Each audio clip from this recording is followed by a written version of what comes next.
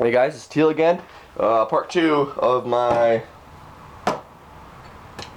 assembling the target. So, last video I went over the basics of how the target works. Make sure if you haven't yet, go back and watch that video. And so yeah, I've got the first hole drilled. If you're catching up, the first hole drilled already for the back and forth slack of the target, so I can move it back and forth and hit the contact behind it. Now I need to drill a hole behind that hole to slide my stable contact in, my second contact. So go right behind it, smaller hole, just smaller than the shim, so I can kind of hammer it in there and it'll just stay there nicely. So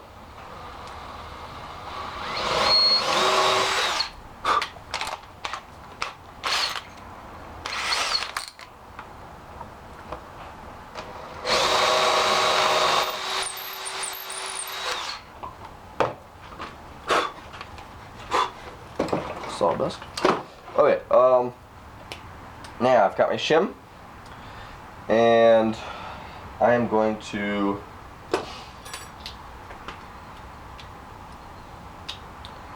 start by just making it straight so that I can hammer it in nicely, because it will want to bend when I hammer it. I didn't really see too well, but oh, not too bad. So I got that hole right behind there. I'm gonna stick it in there and shoot it down. Let's see. See if I can get this first try.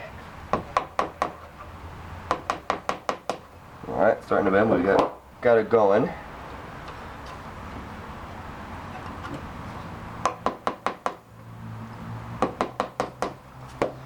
Really, even if I'm not giving you the best representation of how this works, I figured all this out on my own. You get the concept of how it works. I bet you could do it. You can figure out your own way as well. So there are plenty of other ways you can make a target like this. Okay, this is not going in. Come on, buddy. You know what? Last time I gave it a little bit of support to keep it straight. Okay, this is too tall. No, I'm just gonna cut this top off. I don't think I need it to be that long. At least hopefully not. Right.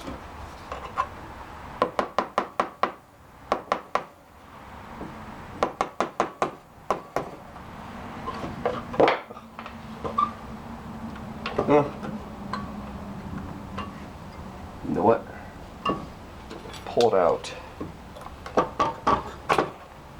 I'm gonna wiggle this screwdriver, make the hole a tiny bit bigger.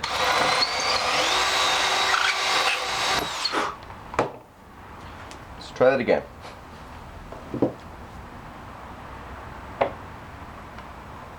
Hopefully it doesn't go in there too easily now. There we go.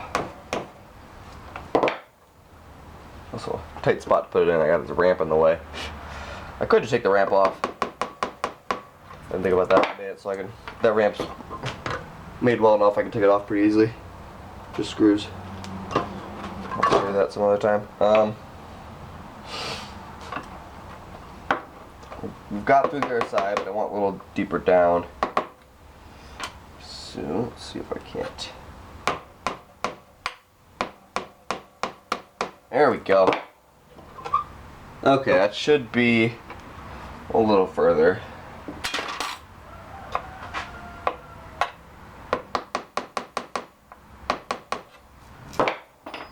Okay, that's enough room at the bottom. I'm sticking out just enough. Right there. So that I can bend that backwards and crimp onto the wire that I'll need to do. I can do that right. Oh, yeah, let me do this way first. Now, I don't know if we're going to show this part very well, but I'm going to stick this up there in the other hole. So you see how that go back and forth. and hit that contact. So I'll just bend the other one forward a little bit so they're closer together. So now, oh boy, the camera's running out of battery again.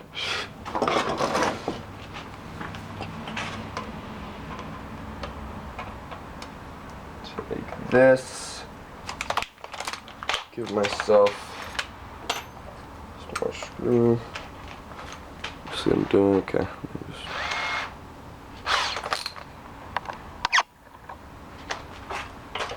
So I want to position it around the middle of the hole so it has wiggle room in both directions. That's my goal.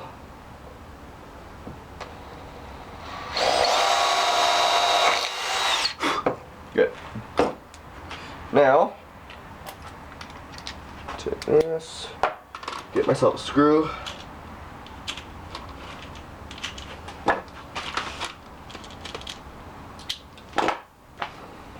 I'm going to screw that in.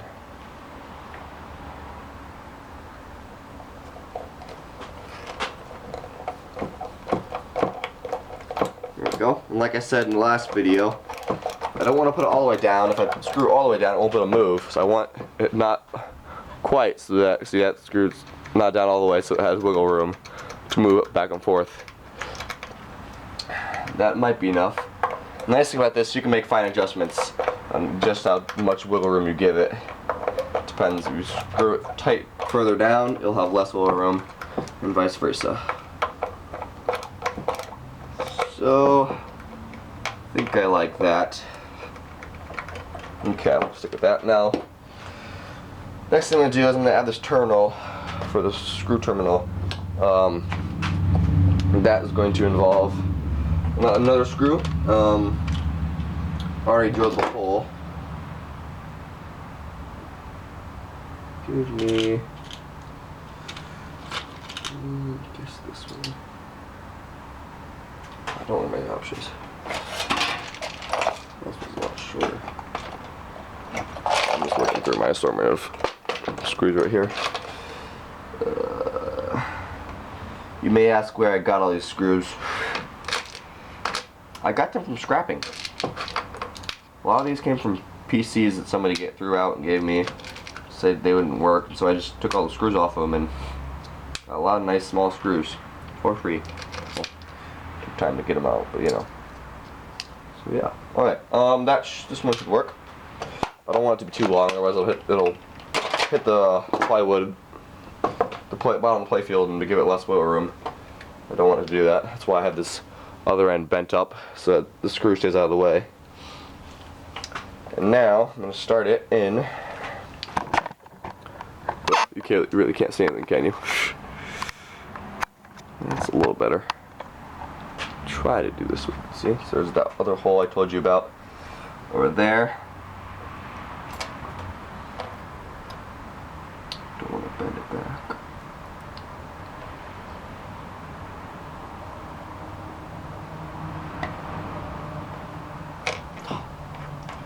Okay, so this hole needs to become bigger. Get the next size up. Make that hole a little bit bigger.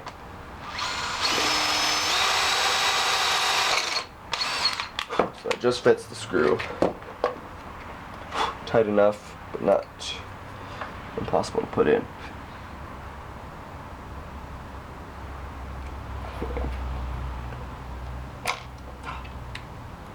Okay, I don't know if I'm going to do this where you can see very well. It's just kind of hard.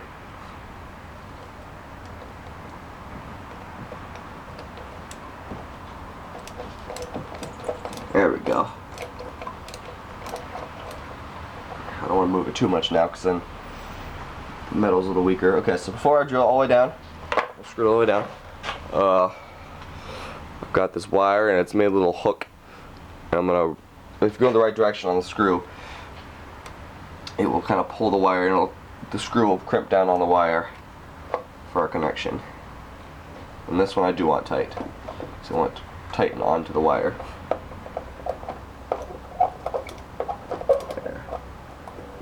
Good. And we still have good wiggle room. That's good. Okay. So now, I get a rubber band. One that's very loose. I don't want it too tight. Otherwise the ball won't be able to push the target back. How is this already 10 minutes? Well, whatever. Okay. I'm gonna hook this on here. So now it resets to its normal position.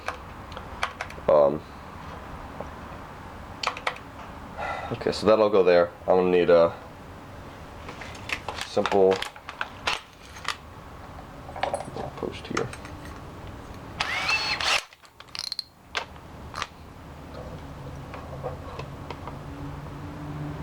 Just barely enough tension to keep the rubber band on, but not too much.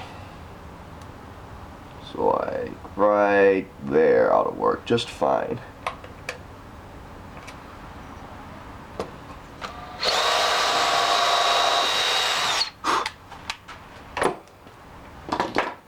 Now I'll take my hanger wire that I use for, this is the same stuff I use for wire forms. Yeah, I got all those hangers over here that I've cut into these little pieces.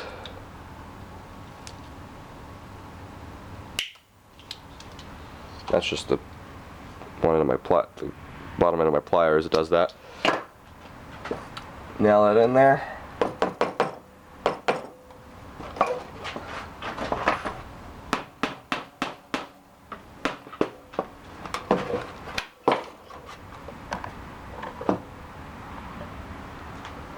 Now, resets. So let's do this. The last thing to do at the bottom here is this connection. So I've got this wire doubled over so it's a little thicker, and this will be crimped onto this. So this is just gonna, let me move the rubber band a second here. So this is that other connection. Bend it that way. Good. Put the wire in between it. Now I'm just gonna crimp that on. Use my pliers. This is aluminum and it crimps just fine. The connection is strong and it works great. Good. Now both our wires are connected. So now we just need the top. Let me put the rubber band back on. It's simple and it works. Okay, so now we've got on the top. See that one piece, and that's the target. This will just screw on to that, which will be kind of hard now that it's in a weird position, but I'll figure it out. I'll probably do it off camera, but this I just bend closer. So I'm gonna bend it down. Get it.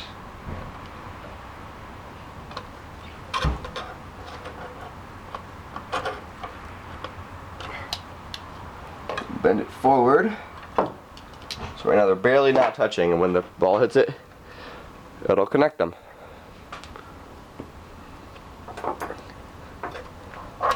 Boom.